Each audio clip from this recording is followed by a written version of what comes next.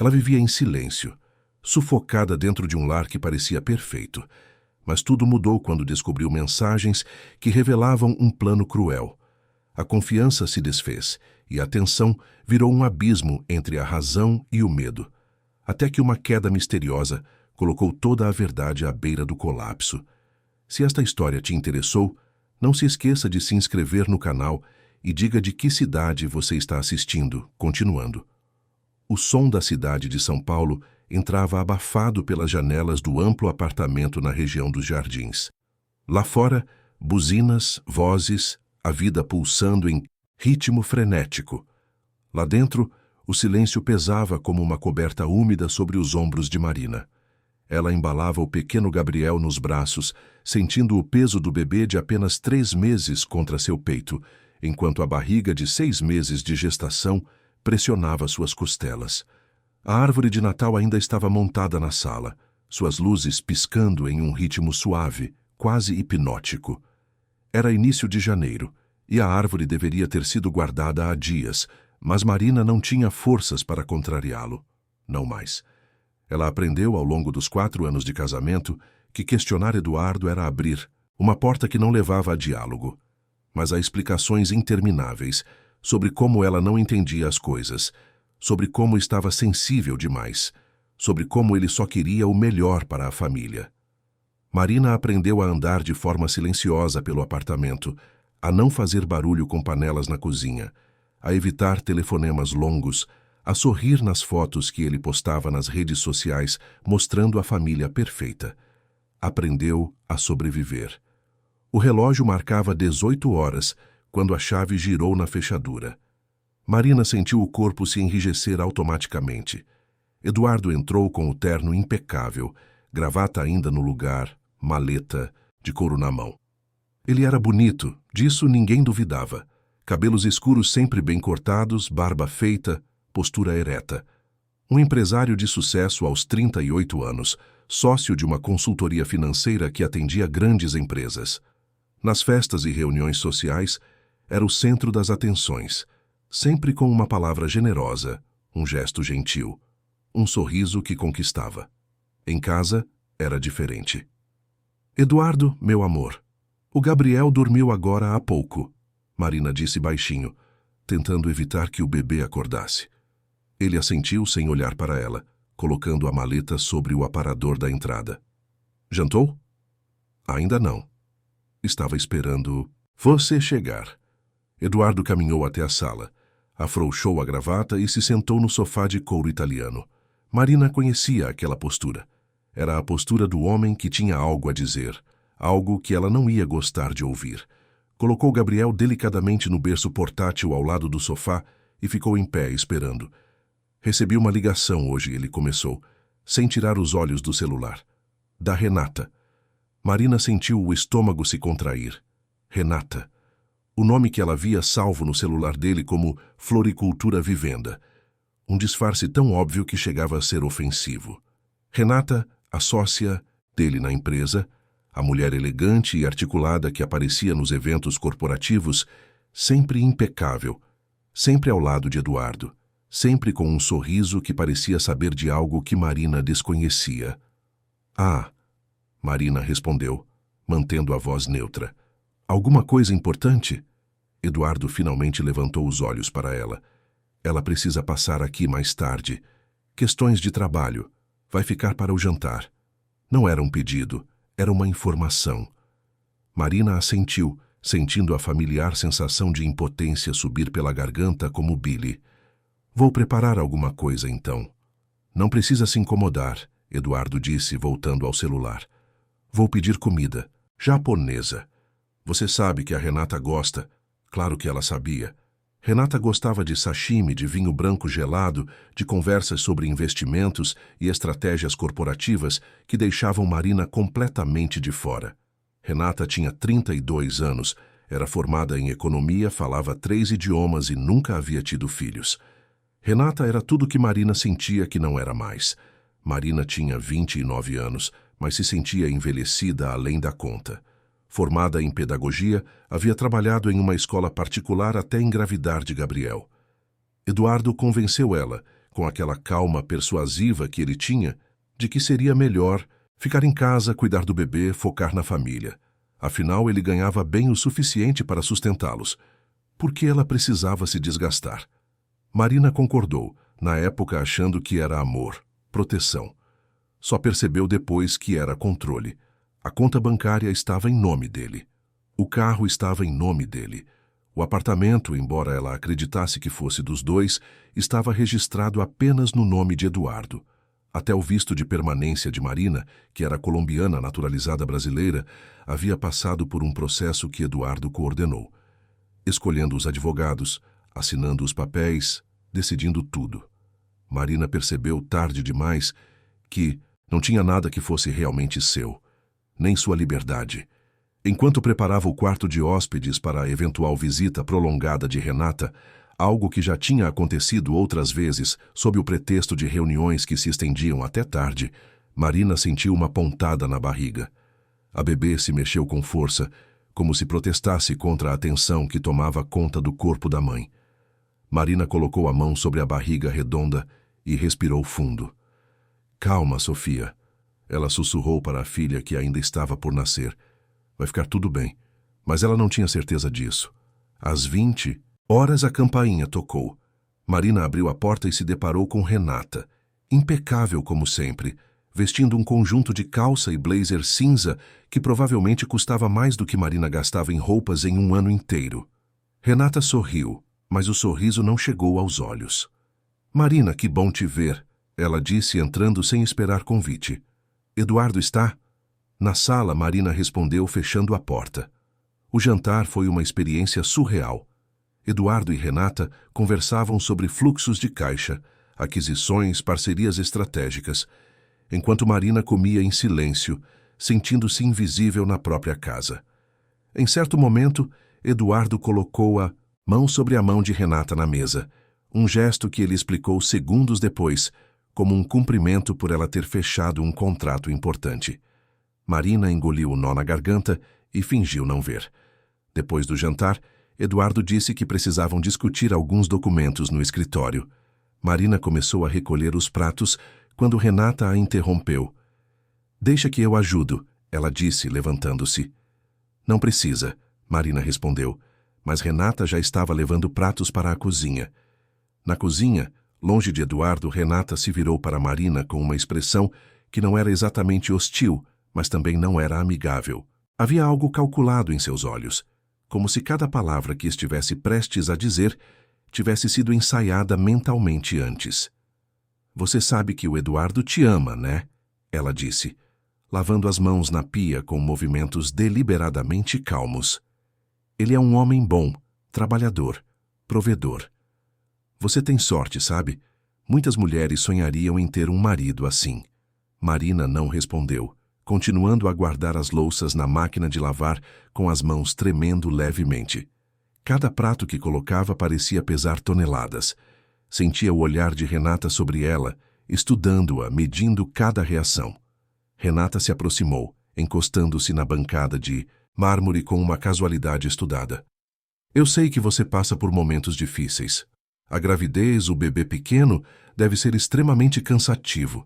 Não posso nem imaginar como é ter que lidar com tudo isso. Mas o Eduardo precisa de apoio, sabe? Ele tem muita responsabilidade nos ombros. A empresa está crescendo exponencialmente. Os investidores estão de olho em cada movimento, cada decisão. É uma pressão constante. Ele não pode ter distrações em casa. Precisa de um porto seguro onde possa descansar a mente. Marina finalmente parou o que estava fazendo e olhou diretamente para Renata. Que tipo de distração? Renata sorriu daquele jeito que fazia Marina se sentir pequena, insignificante, como uma criança que não entendia o mundo dos adultos. Drama desnecessário, ciúmes infundados, cobranças emocionais excessivas, inseguranças que não têm base na realidade. Você entende o que quero dizer, não é? Marina entendeu perfeitamente. Entendeu que aquela conversa não era casual. Era um aviso cuidadosamente disfarçado de conselho amigável. Entendeu que Renata não estava ali apenas para trabalho, nunca esteve. Entendeu que o que ela suspeitava há meses era real, palpável, Estava acontecendo bem debaixo do seu nariz, e ela estava sendo sutilmente instruída a aceitar isso em silêncio, e a se resignar, a não fazer ondas. Era como se Renata estivesse marcando o território, delimitando espaços, deixando claro quem realmente importava na vida de Eduardo. Depois que Renata foi embora, já passava da meia-noite. Eduardo foi direto para o quarto, dizendo que estava exausto. Marina ficou na sala, olhando para a árvore de Natal ainda acesa. Pensou em sua mãe, que havia morrido quando ela tinha apenas 15 anos. Pensou no pai, que ficou na Colômbia e com quem mal falava desde que se mudou para o Brasil. Pensou em como estava sozinha, realmente sozinha, em um país que ainda não sentia completamente como seu, em um casamento que se tornara uma prisão. Nos dias que se seguiram, Marina notou mudanças sutis. Eduardo passou a chegar mais tarde. As ligações de trabalho se tornaram mais frequentes e ele sempre saía da sala para atendê-las. Renata mandava mensagens a qualquer hora e Eduardo respondia imediatamente, coisa que não fazia quando Marina precisava dele para algo. Uma noite, enquanto Eduardo dormia, Marina pegou o celular dele. Sabia a senha. Ele nunca a havia escondido, talvez porque nunca imaginou que ela teria coragem de olhar. Abriu o contato salvo como Floricultura Vivenda e leu as mensagens. O que viu fez seu mundo desabar por completo. Não eram apenas mensagens de trabalho. Eram declarações, planos, conversas íntimas sobre um futuro que não incluía Marina. Uma mensagem em particular a fez tremer. Quando você finalmente vai resolver a situação aí? Não aguento mais fingir. Renata havia escrito isso há 3 dias. E Eduardo respondeu, estou organizando tudo. Só preciso de mais um pouco de tempo. Ela está grávida e instável. Preciso fazer isso do jeito certo. Marina sentou no chão do banheiro com o celular de Eduardo ainda na mão e chorou em silêncio, mordendo o punho para não fazer barulho. Instável. Ele a chamava de instável, como se ela fosse o problema, como se ela fosse a causa de tudo. Na manhã seguinte, Eduardo agiu como se nada tivesse acontecido. Beijou Marina no rosto antes de sair, disse que voltaria tarde, que tinha reuniões o dia todo. Marina passou o dia cuidando de Gabriel, trocando fraldas, amamentando, fazendo as tarefas domésticas, tudo no piloto automático. Sua mente estava longe, tentando processar o que tinha descoberto, tentando decidir o que fazer. Ela não tinha para onde ir, não tinha dinheiro próprio, não tinha família próxima. Os amigos que tinha eram na maioria do círculo social de Eduardo, pessoas que acreditavam na imagem perfeita que ele cultivava. Quem acreditaria nela? Uma mulher grávida, emocionalmente abalada, acusando o marido bem-sucedido de ter um caso? À noite, quando Eduardo chegou, Marina havia tomado uma decisão. Ela ia confrontá-lo. Precisava ouvir da boca dele. Precisava que ele soubesse que ela sabia. Eduardo, precisamos conversar, ela disse assim que ele entrou. Ele suspirou, como se aquilo fosse um incômodo. Sobre o quê, Marina? Sobre você e a Renata. O silêncio que se seguiu foi denso, pesado. Eduardo tirou o paletó devagar, pendurou no cabide e só então olhou para ela. Não sei do que você está falando. Eu vi as mensagens. A expressão de Eduardo mudou. Não ficou com raiva como Marina esperava. Ficou decepcionado como um pai que descobre que o filho fez algo errado. Você fuçou no meu celular? Ele perguntou, e o tom era de quem estava sendo traído, não de quem traía. Eu precisava saber a verdade. Eduardo caminhou até ela devagar, e Marina instintivamente deu um passo para trás. A verdade, Marina, é que você está paranoica.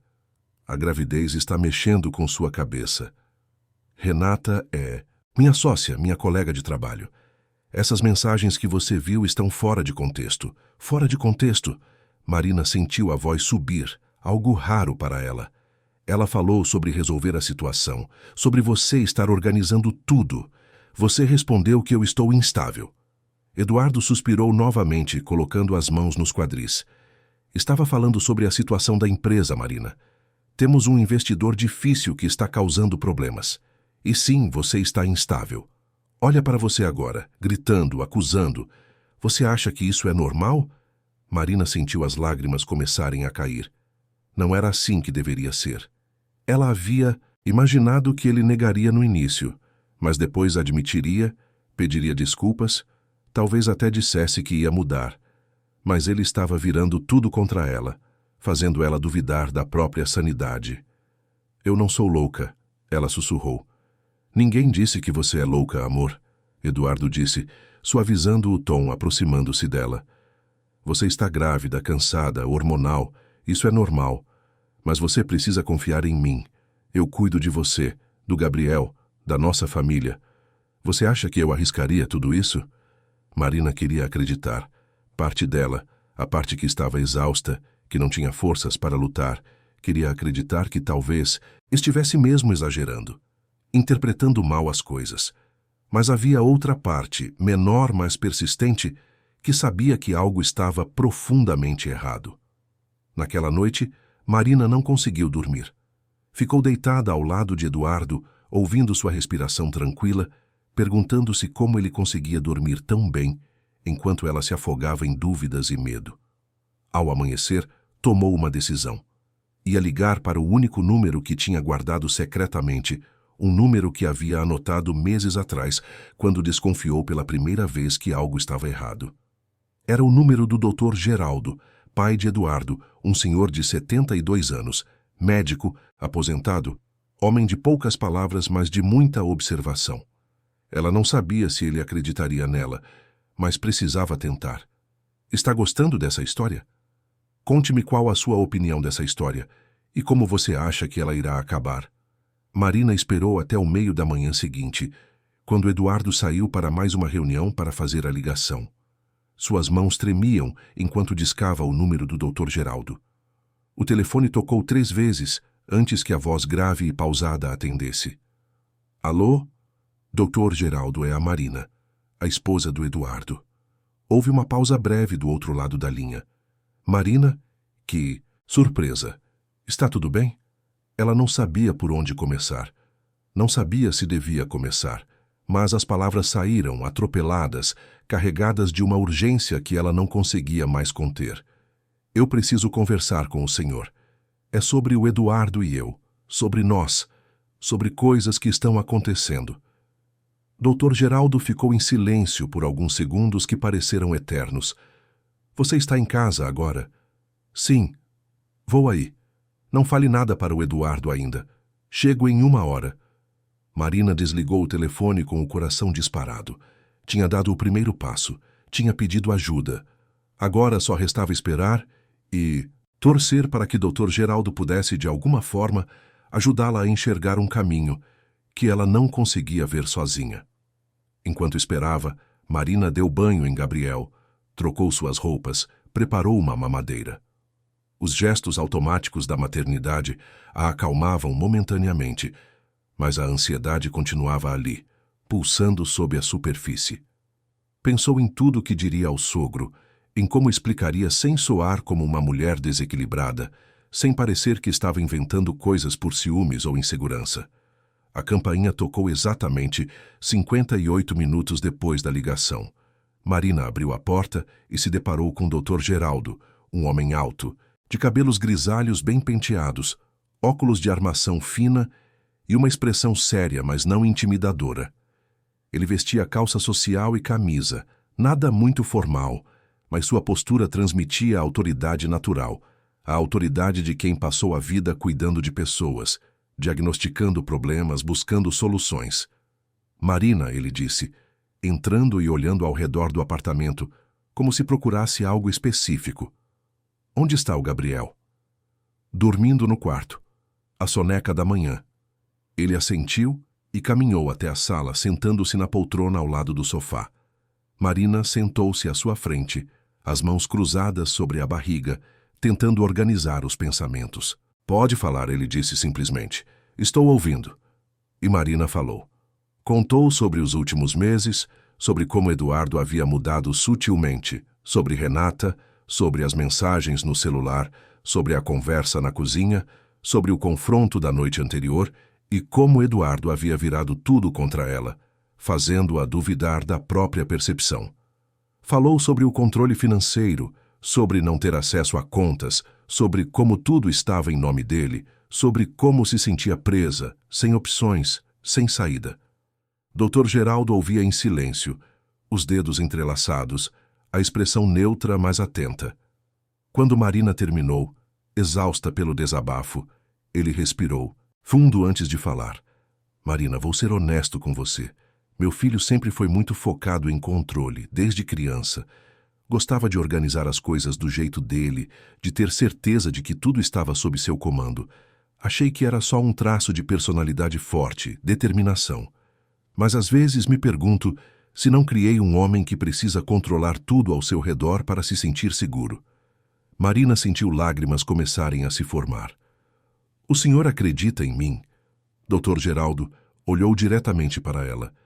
Acredito que você está sofrendo, e isso já é razão suficiente para agir. O que você precisa de mim? Antes que Marina pudesse responder, a porta do apartamento se abriu bruscamente.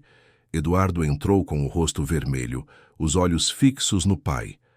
O que você está fazendo aqui? Ele perguntou, e Marina percebeu que ele não estava apenas surpreso, estava furioso. Dr. Geraldo se levantou calmamente. Visitando minha nora e meu neto. Algum problema? Você nunca vem aqui sem avisar. Talvez devesse vir mais vezes então, o pai respondeu, mantendo a voz tranquila mas firme. A tensão na sala era palpável. Eduardo olhou de Marina para o pai, e Marina viu nos olhos dele que ele sabia, suspeitava do que havia acontecido ali, e não gostou. Marina, vá descansar. Você está cansada, Eduardo disse, mas não era sugestão, era ordem disfarçada. Preciso conversar com meu pai. Marina se levantou, sentindo as pernas bambas. Olhou para Dr. Geraldo, que deu um leve aceno de cabeça, como se dissesse que estava tudo bem, que ela podia ir. Marina subiu as escadas até o quarto, mas ficou no topo, escondida, ouvindo a conversa que se desenrolava embaixo. O que ela te contou? Eduardo perguntou a voz baixa, mas tensa. O que você acha que ela contou? Ela está grávida, pai. Hormonal. Criando problemas onde não existem. Está com ciúmes da Renata, que é minha sócia. Só isso. Está vendo traição onde há apenas trabalho. Eduardo, eu não sou idiota. Vi como você olha para essa mulher. Vi como ela olha para você. E vi o medo nos olhos da Marina. Medo? Ela não tem motivo para ter medo de mim. Eu cuido dela. Sustento essa família. Dou tudo que ela precisa. Exceto respeito. Exceto liberdade. Exceto voz. Houve um silêncio pesado. Marina segurou a respiração. Você não entende, pai. Você não sabe como é difícil. Eu trabalho o dia inteiro. Construí tudo do zero. E quando chego em casa, em vez de encontrar paz, encontro acusações, desconfiança, drama. Talvez porque haja razão para desconfiança. A conversa foi interrompida pelo choro de Gabriel. Marina desceu rapidamente, ignorando os dois homens na sala, e foi até o quarto do bebê. Quando voltou com Gabriel nos braços, Dr. Geraldo estava saindo. Vou embora agora, Marina, mas vou voltar, e vou ficar de olho. Ele olhou para Eduardo. Nos dois. Depois que o pai saiu, Eduardo se virou para Marina com uma expressão que ela nunca tinha visto antes. Não era raiva exatamente. Era algo mais frio, mais calculado. Você foi falar com meu pai pelas minhas costas? Eu precisava de ajuda. Ajuda? Você quer ajuda? Então vamos procurar ajuda profissional. Vou marcar uma consulta com um psiquiatra. Acho que você está precisando. Marina sentiu o chão fugir sob seus pés. Eu não preciso de psiquiatra. Precisa sim. Está vendo coisas, inventando histórias, fazendo meu pai vir aqui me questionar. Isso não é normal, Marina. E você precisa reconhecer isso antes que piore. Naquela noite, a tensão no apartamento era quase insuportável. Eduardo mal falou com ela durante o jantar. Depois trancou-se no escritório fazendo ligações, digitando no computador. Marina podia ouvir a voz dele, abafada pela porta, mas não conseguia entender as palavras. Só sabia que estava sendo discutida, planejada, talvez até descartada. Era quase meia-noite quando Marina desceu para pegar água. Suas costas doíam da gravidez, os pés estavam inchados e ela mal conseguia dormir há dias. Estava descendo as escadas devagar, segurando no corrimão, quando ouviu vozes vindas da sala. Eduardo estava ao telefone. Sim, ela está ficando impossível. Não podemos continuar assim. Preciso resolver isso logo. O bebê nasce em 3 meses. Depois disso, posso tomar as providências necessárias. Marina parou no meio da escada, congelada. Providências necessárias. O que aquilo significava? Ela continuou descendo, tentando fazer o mínimo de barulho possível, mas seu pé esquerdo encontrou algo no chão da sala, algo que não deveria estar ali. Era a maleta de Eduardo deixada no meio do caminho. Marina tentou se desviar, mas o equilíbrio já estava comprometido pela barriga grande e o cansaço extremo. Sentiu o corpo se inclinar para a frente. Tentou segurar no ar, mas não havia nada para se agarrar. A queda pareceu acontecer em câmera lenta. Ouviu o grito abafado da própria garganta, sentiu o impacto primeiro no joelho, depois no quadril e finalmente nas mãos que tentaram proteger a barriga. A dor foi imediata, aguda, irradiando da região lombar. E então, o vazio. Quando acordou, estava cercada por luz branca, forte demais para seus olhos sensíveis. Levou alguns segundos para perceber onde estava, para que seu cérebro processasse as informações sensoriais ao redor. Um hospital. Estava em um hospital. O cheiro inconfundível de desinfetante invadindo suas narinas, o som rítmico e mecânico dos monitores cardíacos, as vozes abafadas do lado de fora do quarto, passos apressados no corredor. Tentou se mexer, mas o corpo inteiro protestou com dor. Cada músculo, cada articulação parecia ter sido esmagada. Havia um acesso intravenoso em seu braço esquerdo, e ela sentiu o puxão da agulha quando tentou ajustar a posição. Marina, uma voz feminina disse, suave mas firme. Marina, você está acordando? Consegue me ouvir? Ela piscou repetidamente, tentando focar a visão na mulher ao lado da cama. Uma médica, vestindo jaleco branco, estetoscópio pendurado no pescoço, cabelos castanhos presos em um coque perfeito. Sou a doutora Paula, a mulher continuou, verificando o monitor ao lado da cama. Você está no Hospital Sírio-Libanês, na zona sul de São Paulo. Sofreu uma queda em casa há aproximadamente 6 horas. Foram 3 da manhã quando deu entrada aqui. Agora são 9 da manhã. A memória voltou em flashes desordenados, como estilhaços de vidro se juntando para formar uma imagem completa. A escada, a voz de Eduardo ao telefone, providências necessárias, a maleta no chão, a tentativa desesperada de recuperar o equilíbrio, a queda, o impacto, a dor cortante, o grito que não teve forças para completar. Marina levou a mão instintivamente à barriga, que agora estava coberta por um tecido hospitalar fino. O bebê? Ela sussurrou, a voz saindo rouca e desesperada. Meu bebê, por favor, me diga que está bem. A doutora Paula colocou a mão no ombro de Marina, um gesto reconfortante. Está bem. Sofia está bem. Pode respirar aliviada. Fizemos todos os exames necessários assim que você chegou. Ultrassom completo, monitoramento fetal contínuo durante essas horas todas. O batimento cardíaco dela está perfeitamente normal, forte e regular. Não há sinais de sofrimento fetal, nenhum descolamento de placenta, nenhuma complicação detectável até o momento. A bolsa amniótica está íntegra. Você teve muita sorte, Marina. Muita sorte mesmo. A forma como caiu, protegendo a barriga com as mãos no último segundo, provavelmente salvou vocês duas. Lágrimas de alívio começaram a escorrer. E o Gabriel? Meu filho? Está com seu marido. Ele está aqui no hospital, no corredor.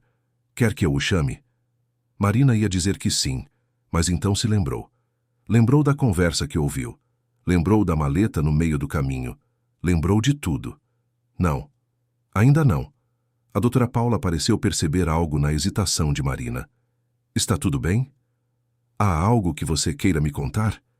Marina olhou para a médica, uma mulher de uns 40 anos, cabelos presos em um coque, expressão profissional, mas não fria.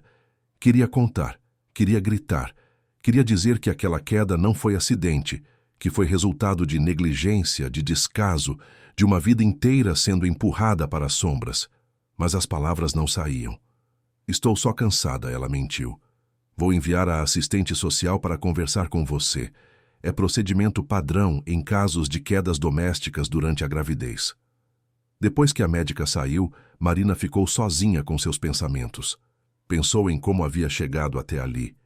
Pensou nas escolhas que fez, nos sinais que ignorou, nas vezes que aceitou explicações que não faziam sentido, porque era mais fácil do que enfrentar a verdade.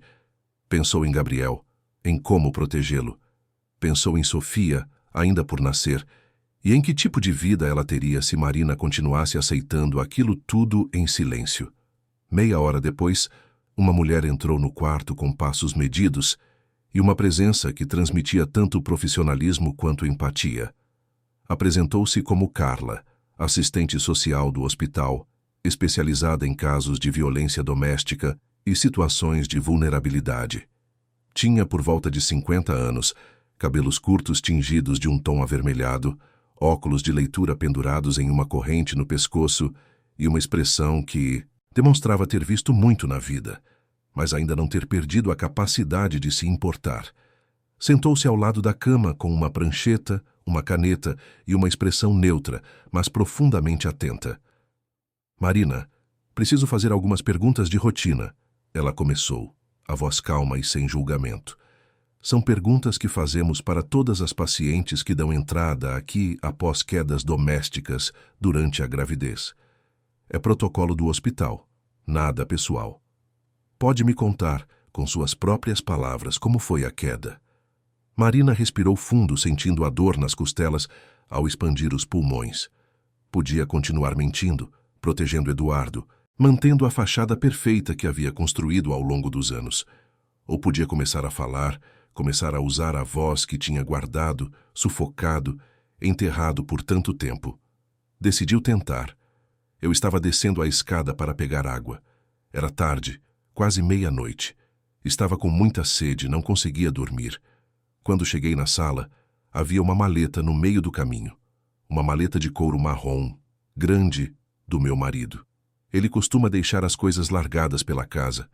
Eu não vi a maleta porque a luz estava apagada e eu estava com sono, cansada. Tropecei nela. Tentei me segurar, mas não consegui, caí. Você estava sozinha no momento da queda?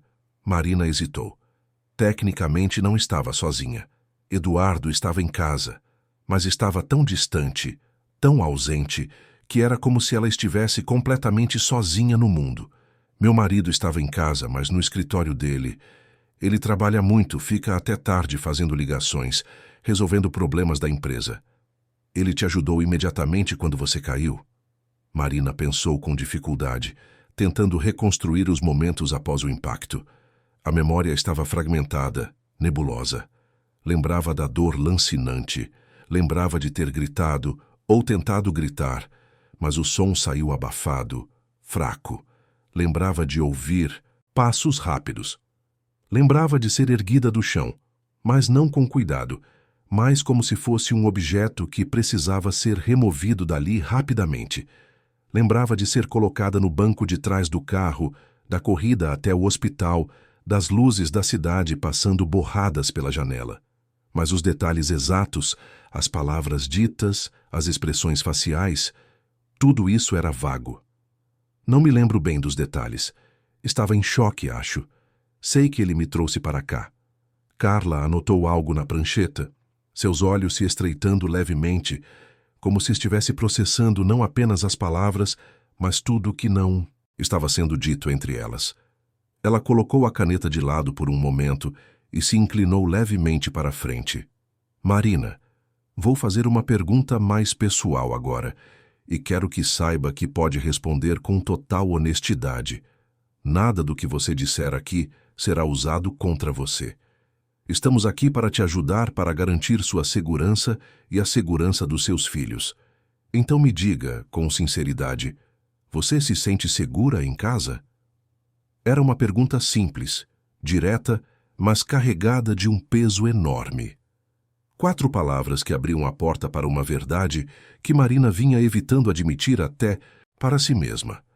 Olhou para Carla, viu a expressão genuína de preocupação, a postura aberta, receptiva, e naquele momento, rodeada pelas paredes brancas e estéreis do hospital, Longe de Eduardo e da prisão dourada que seu apartamento havia se tornado, Marina tomou uma decisão que mudaria o curso de tudo que viria depois.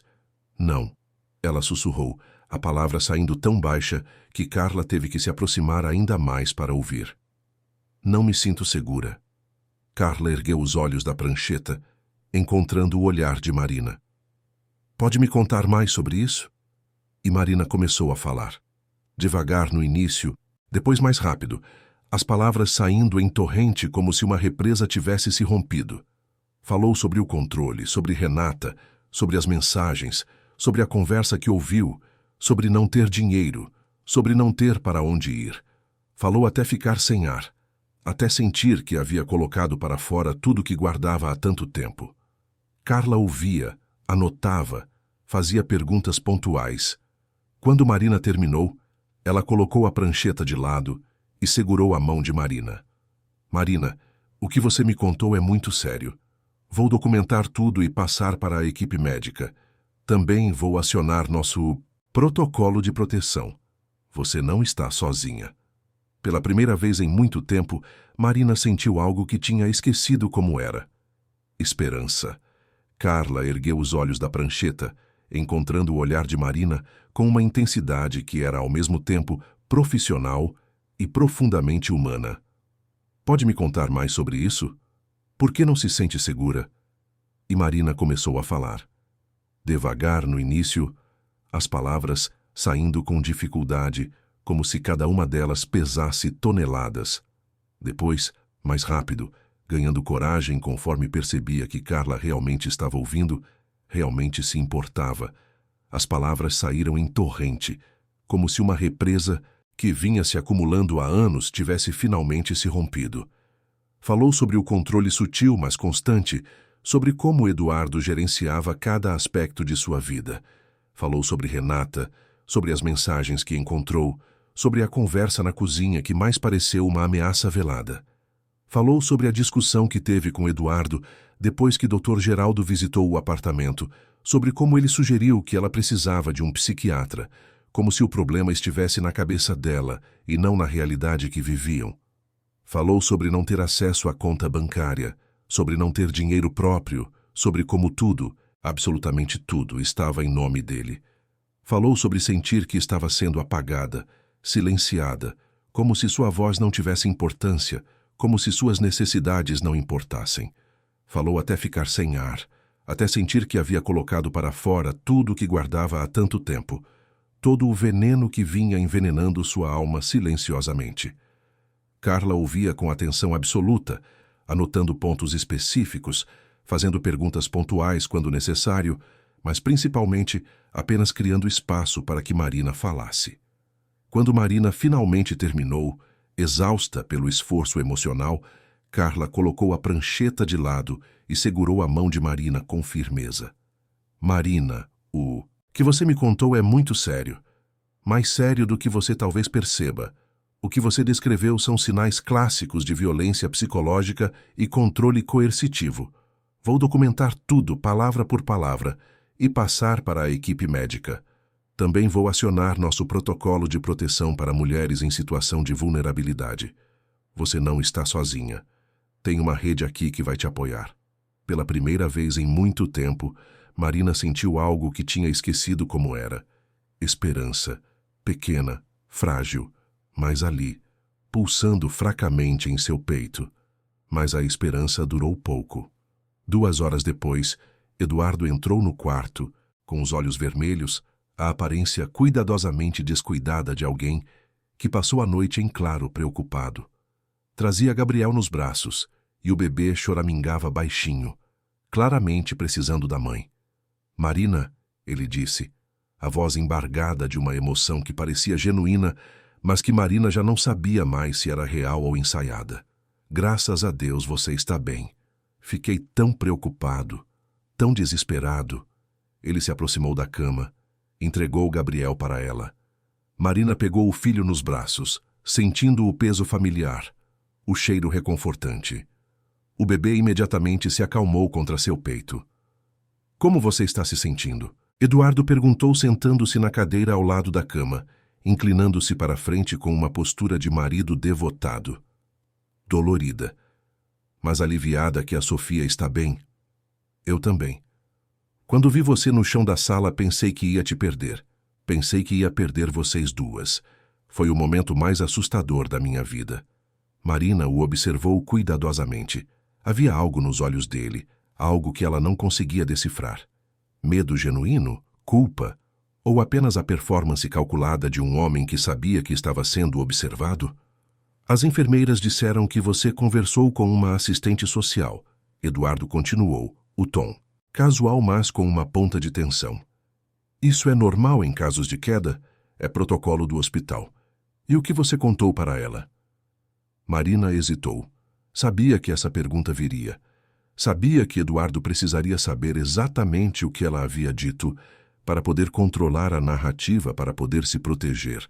Contei sobre a queda, sobre como aconteceu. Só isso? Marina olhou diretamente para ele. E o que mais haveria para contar, Eduardo? Os olhos dele se encontraram e, naquele momento, Marina viu algo se mover por trás da máscara cuidadosamente construída. Raiva, medo.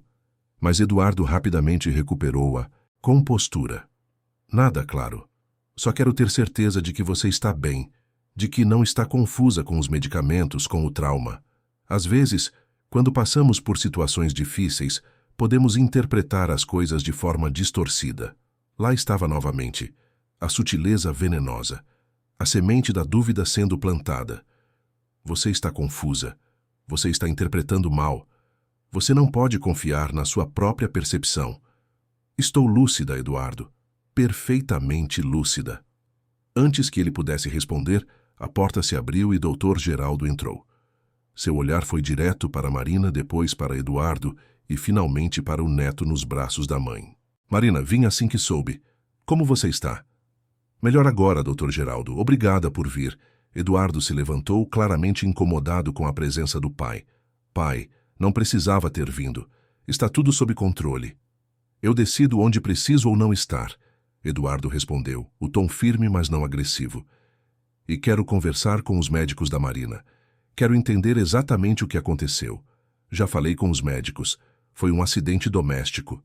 Ela tropeçou e caiu. Está tudo documentado. Dr. Geraldo se aproximou da cama, ignorando o filho por um momento. Marina, você se importa se eu conversar com sua equipe médica? Como médico aposentado, posso ajudar a entender melhor o quadro clínico. Por favor, Marina disse rapidamente, antes que Eduardo pudesse protestar. Eu gostaria disso. Eduardo cruzou os braços, a mandíbula tensa. Isso é desnecessário. Está criando drama onde não existe. Não é drama garantir que minha nora e meus netos recebam o melhor cuidado possível. A tensão na sala era quase física. Gabriel começou a choramingar novamente, sensível ao clima pesado. Marina o embalou suavemente, cantarolando baixinho, tentando acalmar a si mesma tanto quanto ao bebê. Dr. Geraldo saiu do quarto e retornou 20 minutos depois com a doutora Paula e Carla. Eduardo permaneceu sentado, mas sua postura era rígida, defensiva. Marina, a doutora Paula, começou. Precisamos conversar sobre algumas coisas que surgiram durante a revisão do seu caso. Existem algumas inconsistências que gostaríamos de esclarecer. Que tipo de inconsistências? Eduardo perguntou antes que Marina pudesse responder. A médica olhou para ele brevemente antes de voltar sua atenção para Marina. Quando você deu entrada aqui, estava sedada devido à dor. Durante esse período, alguns documentos foram assinados. Autorizações para procedimentos, consentimentos. Você se lembra de ter assinado alguma coisa? Marina franziu a testa, tentando lembrar. Não. Estava muito confusa, com muita dor. Não me lembro de assinar nada. A doutora Paula trocou um olhar com Carla. Temos aqui autorizações com sua assinatura. Autorizações para a administração de sedativos mais fortes, para procedimentos invasivos que felizmente não foram necessários, mas que teriam sido realizados se a situação tivesse piorado. Eu assinei por ela. Eduardo interveio rapidamente. Como marido, tenho autoridade para tomar decisões médicas em caso de emergência. É verdade, a médica confirmou. Mas as assinaturas não são suas, Eduardo. são dela, ou pelo menos tentam parecer dela. O silêncio que se seguiu foi absoluto. Marina sentiu o coração acelerar. Dr. Geraldo se aproximou, pegou a prancheta que a médica segurava, examinou as assinaturas com olhos experientes. Essas assinaturas são diferentes da assinatura da Marina nos documentos de admissão que ela mesma assinou quando estava consciente. Ele disse calmamente. Visivelmente diferentes. Eduardo se levantou bruscamente. Isso é ridículo. Estão insinuando que eu falsifiquei assinaturas? Eu estava tentando salvar minha esposa, tomando decisões rápidas em uma emergência, e agora estou sendo acusado? Ninguém está te acusando, Eduardo, Dr. Geraldo disse. Estamos apenas tentando entender o que aconteceu, mas a verdade era que uma acusação estava sendo feita, silenciosa, mas clara. E Eduardo sabia disso. Vou precisar falar com meu advogado, Eduardo disse, pegando o celular. Isso é inaceitável. Depois que Eduardo saiu da sala, claramente furioso, Dr. Geraldo se aproximou de Marina. Marina, eu vou ficar aqui. Não vou deixar você sozinha. E vou garantir que tudo seja feito corretamente, legalmente. Marina assentiu, as lágrimas começando a cair. Obrigada. Nos dias seguintes, Marina permaneceu no hospital em observação. A equipe médica queria ter certeza absoluta de que não havia complicações ocultas com a gestação. Durante esse tempo, um novo personagem entrou na história. Dr. Lucas, um médico jovem, recém-contratado no hospital, especializado em trauma e medicina de emergência. Ele tinha 32 anos, era alto, usava óculos de armação quadrada e tinha um jeito calmo, mas observador. Ele começou a notar coisas. A forma como Marina se enrijecia quando Eduardo entrava no quarto. Como seu olhar evitava o do marido. Como suas respostas eram medidas, cuidadosas, como se cada palavra fosse pensada 3 vezes antes de ser dita. Como, quando Eduardo não estava presente, ela era diferente, mais relaxada, mais ela mesma. Dr. Lucas não conhecia Marina pessoalmente. Não tinha história prévia com ela ou com sua família. Mas tinha experiência suficiente, adquirida em anos trabalhando em emergências, para reconhecer padrões. Padrões de medo que se manifestavam na linguagem corporal. Padrões de controle que se revelavam nas dinâmicas de relacionamento. Padrões que ele havia visto antes, muitas vezes antes, em outros casos, em outras mulheres que chegavam ao pronto-socorro com quedas inexplicáveis. Acidentes domésticos cuja narrativa nunca se encaixava perfeitamente com os ferimentos apresentados, traumas que levantavam mais perguntas do que respostas. Ele começou a documentar suas observações de forma meticulosa, não oficialmente no prontuário médico eletrônico do hospital, pois isso poderia gerar complicações legais e processuais, mas em suas próprias anotações pessoais, em um caderno de capa dura que carregava sempre consigo. Anotava os horários exatos das visitas de Eduardo, geralmente chegando no meio da manhã e permanecendo até o início da tarde, depois retornando no final da noite. Anotava as mudanças visíveis e quantificáveis no comportamento de Marina durante e imediatamente após essas visitas, como sua frequência cardíaca aumentava quando ele entrava, como medido pelo monitor ao qual ela ainda estava conectada, como suas respostas se tornavam monossilábicas, como sua postura mudava, ficando mais retraída, mais defensiva. Anotava também as perguntas que Eduardo fazia, sempre focadas obsessivamente em controlar o fluxo de informação, em saber exatamente o que estava sendo dito a quem, quais médicos haviam falado com ela, que tipo de perguntas tinham sido feitas, se alguém da assistência social havia retornado. Cada pergunta revelava não a preocupação natural de um marido, mas a vigilância constante de alguém que tinha algo a esconder, algo a proteger. Anotava igualmente as visitas de Dr. Geraldo, que vinham acompanhadas de uma mudança perceptível no ar, uma transformação no ambiente emocional do quarto. Quando o sogro estava presente, Marina respirava mais fundo, falava com mais liberdade, sorria ocasionalmente. Havia uma sensação de que alguém estava ali genuinamente para protegê-la, não para monitorá-la ou controlá-la. Dr. Lucas conversou discretamente com Carla sobre suas observações. Ela, por sua vez, compartilhou que Marina havia feito um relato extenso sobre controle coercitivo e manipulação emocional.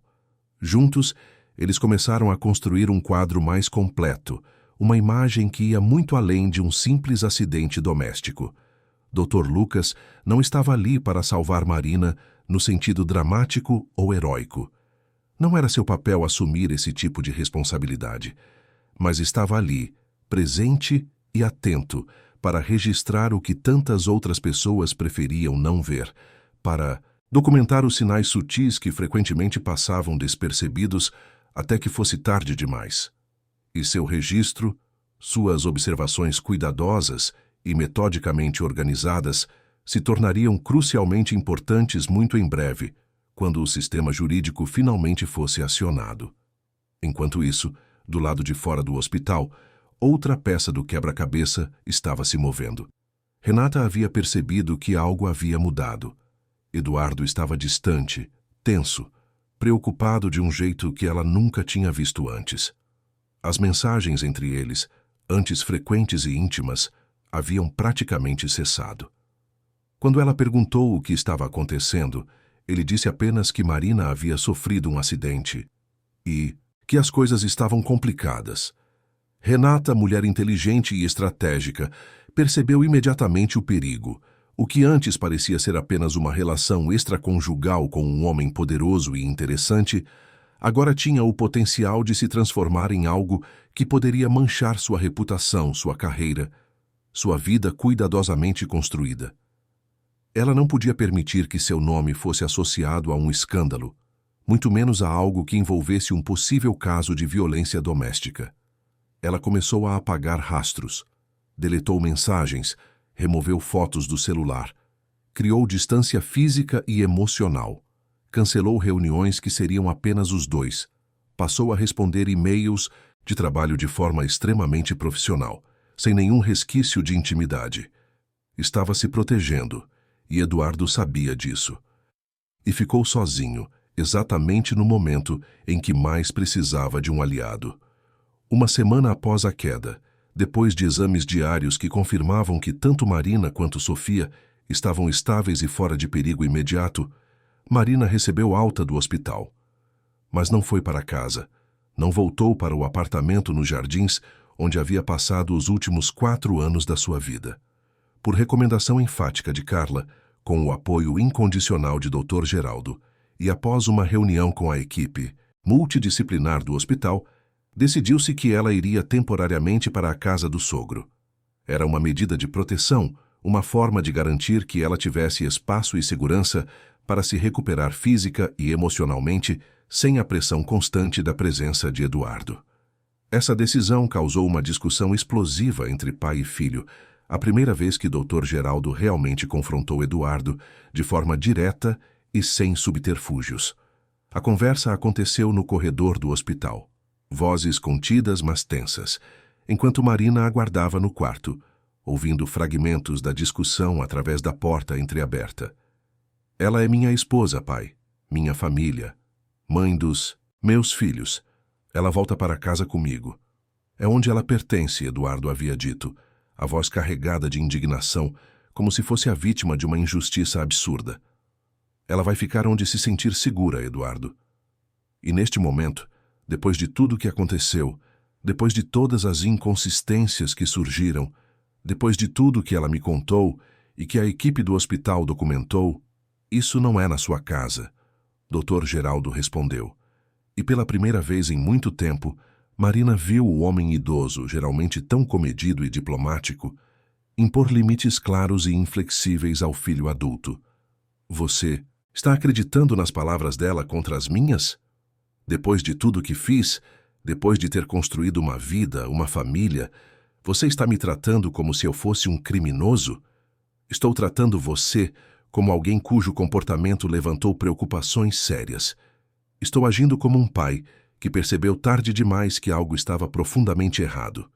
E estou protegendo minha nora e meus netos, porque essa é minha responsabilidade agora. A casa de Dr. Geraldo ficava em um bairro tranquilo de Pinheiros, uma daquelas ruas arborizadas onde o tempo parecia passar mais devagar.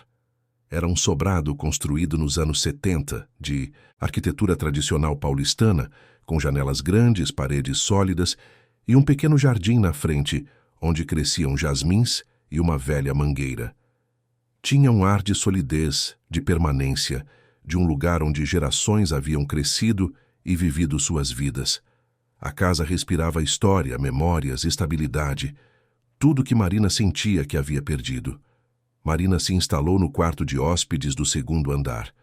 Um cômodo espaçoso com uma cama de casal, um berço que Dr. Geraldo havia comprado especialmente para Gabriel, uma cômoda antiga de madeira escura e uma janela que dava para o jardim. Havia cortinas de linho bege, uma poltrona de amamentação no canto e uma luminária de luz suave. Era simples, mas acolhedor. Era pela primeira vez em muito tempo um lugar onde Marina sentia que podia respirar sem medir cada inalação. Na primeira noite ali, depois de dar banho em Gabriel, amamentá-lo e colocá-lo para dormir, Marina ficou sentada na janela olhando as luzes da cidade ao longe. Dr. Geraldo subiu com uma xícara de chá de camomila. — Como está se sentindo? Ele perguntou, oferecendo a xícara. Estranha, aliviada, mas ao mesmo tempo com medo, como se estivesse esperando que algo ruim acontecesse a qualquer momento. É natural. Você passou por um trauma. O corpo e a mente levam tempo para processar. Mas você está segura aqui, Marina. Isso eu posso garantir.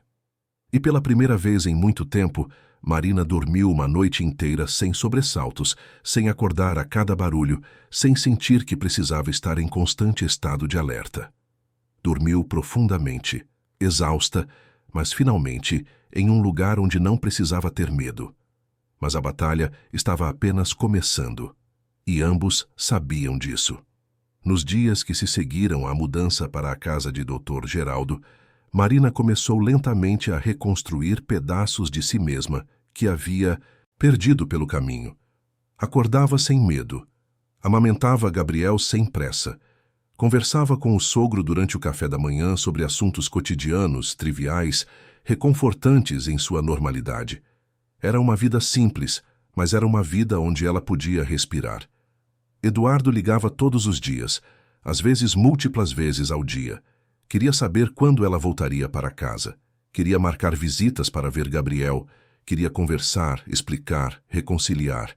Mas sua voz ao telefone tinha uma qualidade que Marina agora conseguia identificar claramente. Não era amor. Era controle disfarçado de preocupação.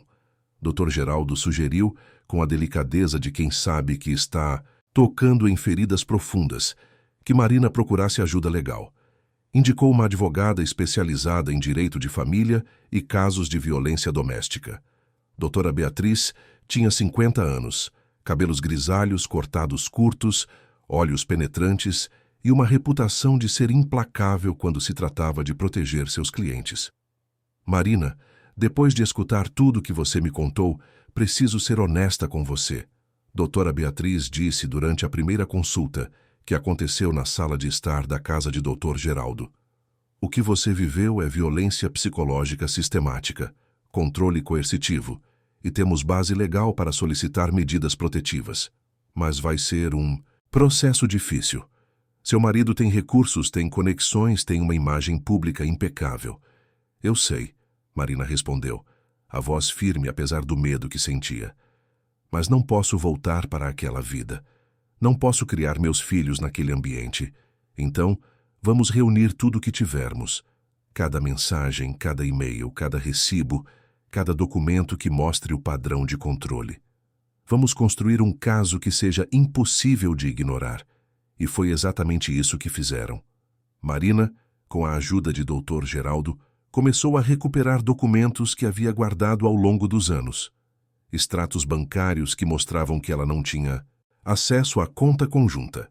E-mails onde Eduardo tomava decisões sobre a vida dela sem consultá-la. Mensagens de texto que, quando lidas em sequência, revelavam um padrão claro de manipulação emocional. As mensagens trocadas com Renata, que Marina havia fotografado com seu próprio celular, antes que Eduardo pudesse deletá-las completamente. Carla, a assistente social do hospital, forneceu o relatório detalhado da conversa que teve com Marina, incluindo todas as observações sobre sinais de violência psicológica. Dr. Lucas contribuiu com suas anotações pessoais, transformadas agora em um documento formal que descrevia as mudanças comportamentais observadas durante as visitas de Eduardo. A doutora Paula forneceu o laudo médico que apontava as inconsistências nas assinaturas dos documentos hospitalares. Mas a peça mais importante veio de uma decisão que Marina tomou uma noite, 3 semanas após sair do hospital. Ela gravou um áudio longo, detalhado, cronológico. Falou durante quase 1 hora, contando sua história desde o início. Como conheceu Eduardo. Como ele foi gentil e atencioso no começo. Como as coisas mudaram gradualmente, tão sutilmente que ela mal percebeu até estar completamente presa. Falou sobre Renata, sobre as mentiras, sobre o controle financeiro, sobre a manipulação emocional. Falou sobre a noite da queda, sobre o que ouviu Eduardo dizer ao telefone. Falou sem raiva, sem gritos, apenas fatos.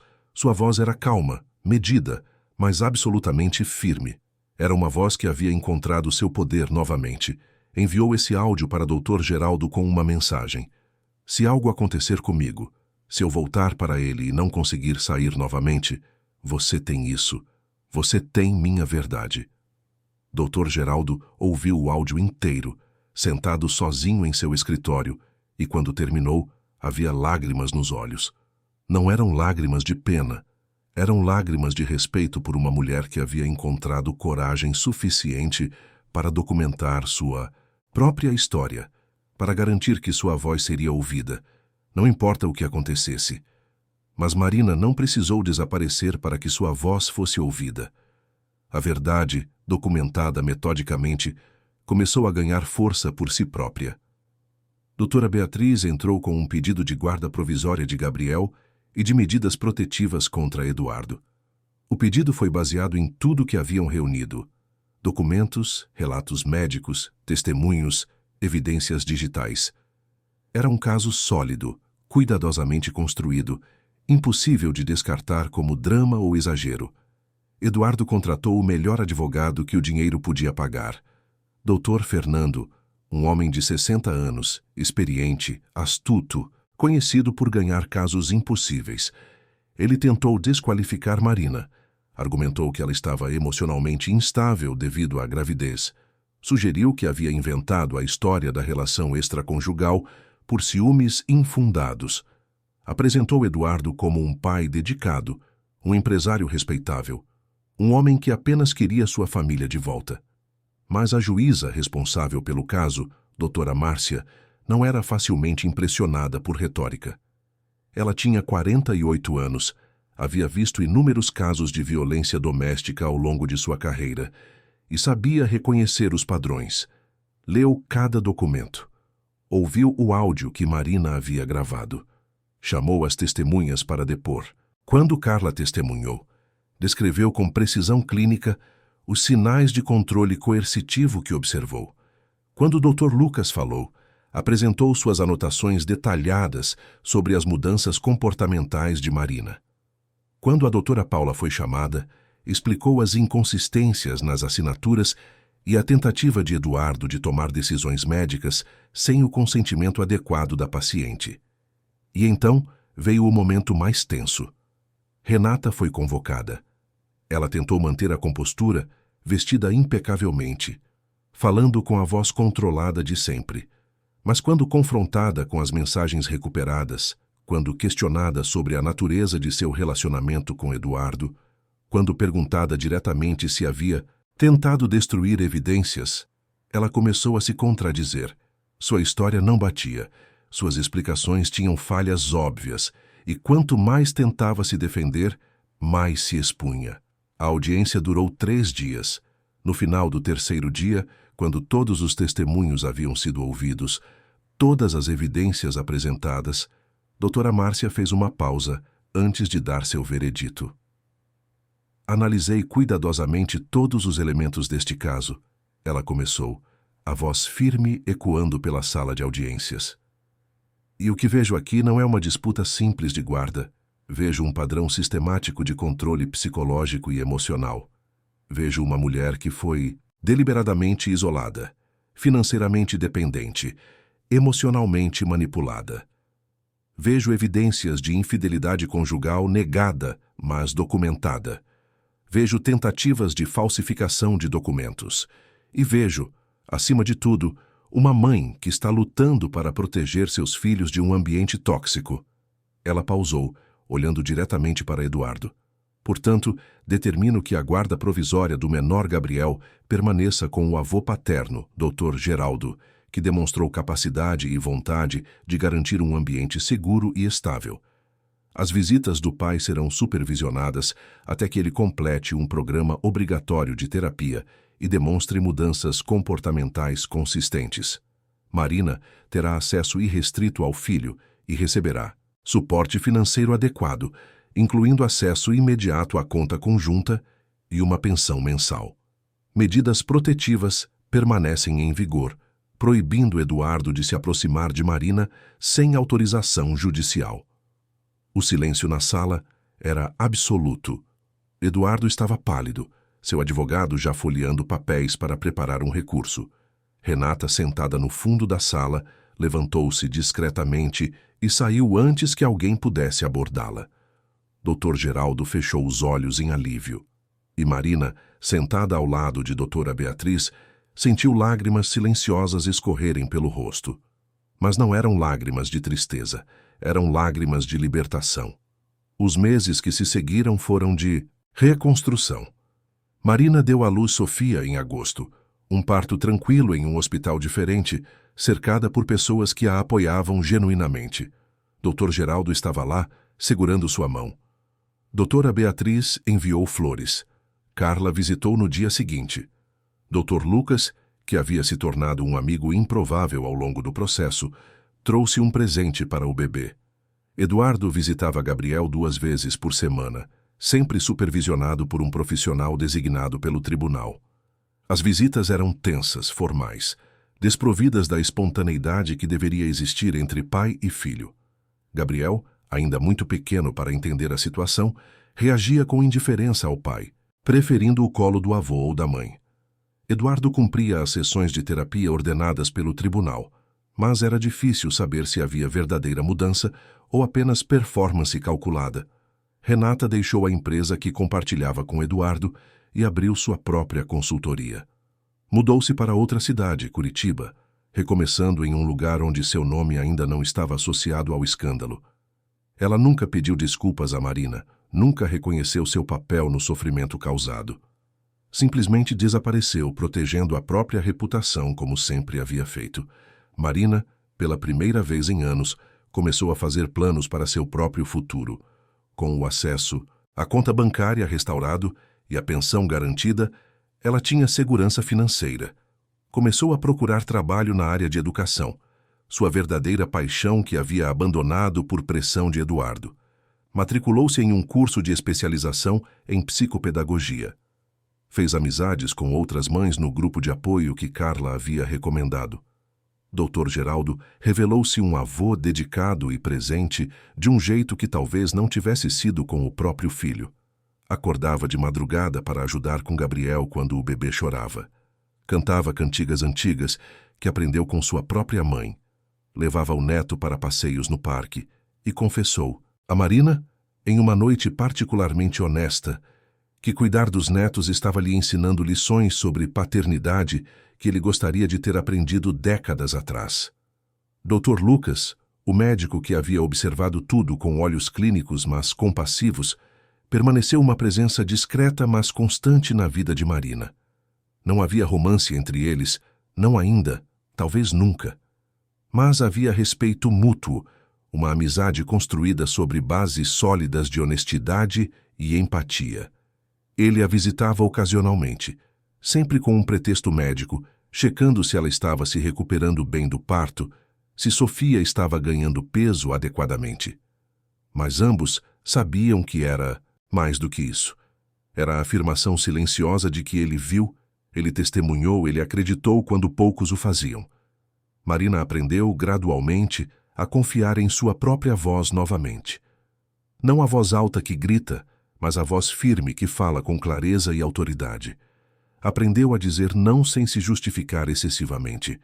Aprendeu a expressar suas necessidades sem medo de retaliação. Aprendeu que ter uma opinião diferente não era desrespeito, era simplesmente ser humana. Aprendeu que proteger a si mesma não era egoísmo, era responsabilidade. Em uma tarde de domingo, quase um ano após a queda que mudou tudo, Marina estava no jardim da casa de Dr. Geraldo. Gabriel, agora com 1 ano e meio, corria atrás de uma borboleta com a coordenação desajeitada típica de crianças dessa idade. Sofia dormia no carrinho à sombra de uma árvore, o rostinho sereno.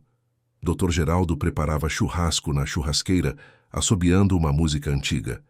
Dr. Lucas havia sido convidado para o almoço e ajudava a montar a mesa no jardim. Marina observava tudo com um sentimento que levou tempo para identificar. Era paz. Não a ausência de problemas, porque problemas sempre existiriam. Mas a presença de segurança, de autonomia, de liberdade, para ser quem ela realmente era, sem máscaras ou performances. A justiça, naquele caso, não veio com sirenes ou manchetes de jornal.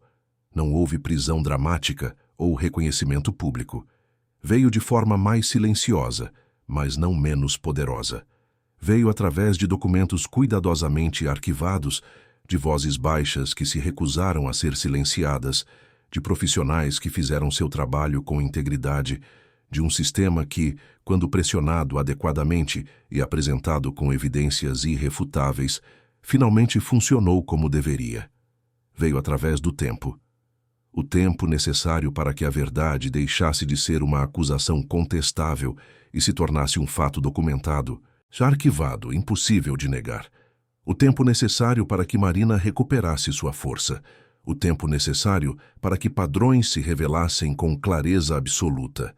E, acima de tudo, veio através da decisão de uma mulher de não aceitar mais o inaceitável, de documentar sua realidade, de pedir ajuda, de usar sua voz, mesmo quando cada fibra do seu ser havia sido condicionada a permanecer em silêncio. Marina não venceu porque foi a mais forte. Venceu porque foi persistente, porque documentou, porque teve pessoas ao seu lado que escolheram acreditar, e porque, no momento mais importante, escolheu acreditar em si mesma. Gabriel gritou de alegria ao finalmente pegar a borboleta nas mãos, depois a soltou imediatamente, assistindo-a voar para longe. Marina sorriu. Havia algo poético naquilo. Segurar algo precioso por um momento, depois deixar ir, entendendo que a beleza está tanto na presença quanto na liberdade. Ela olhou para seus filhos, para o sogro que se tornou um verdadeiro pai, para o amigo que surgiu das circunstâncias mais improváveis, para o jardim onde estava reconstruindo sua vida, e percebeu algo fundamental. Ela não apenas sobreviveu, ela renasceu. E dessa vez, quando falou, não sussurrou. Falou com a voz plena de quem sabe que merece ser ouvida. Falou com a certeza de quem entende que sua história importa. Falou com a coragem de quem atravessou o silêncio e emergiu do outro lado, não como vítima, mas como sobrevivente, como mulher, como mãe, como ela mesma. E sua voz, finalmente livre, ecoou não como grito desesperado, mas como declaração serena de existência. Eu estou aqui. Eu importo. Eu decido. E isso, no final, foi a vitória mais importante de todas. Fim da história.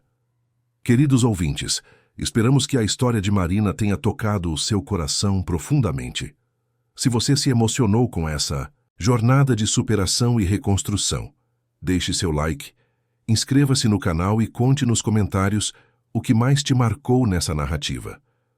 Todos os dias, trazemos histórias intensas como essa, que revelam o lado mais profundo da alma humana, que mostram a força que existe dentro de cada um de nós, mesmo nos momentos mais difíceis. Marina nos ensinou que nossa voz sempre tem valor, que nunca é tarde para recomeçar, e que com coragem e apoio adequado é possível romper os ciclos de silenciamento e controle. Te esperamos no próximo episódio, com mais histórias que celebram a resiliência humana e a busca por liberdade e dignidade.